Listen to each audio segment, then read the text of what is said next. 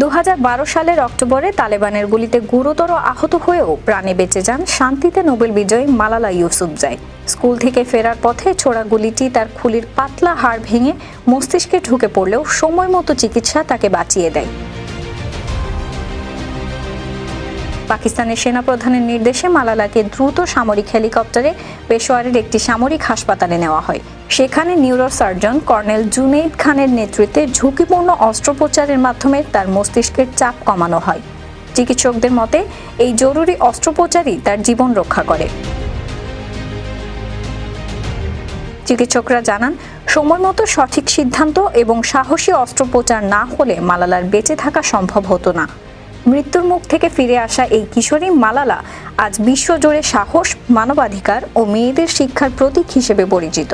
তার জীবন সংগ্রামের এই অধ্যায় এখনো কোটি মানুষের অনুপ্রেরণার উৎস।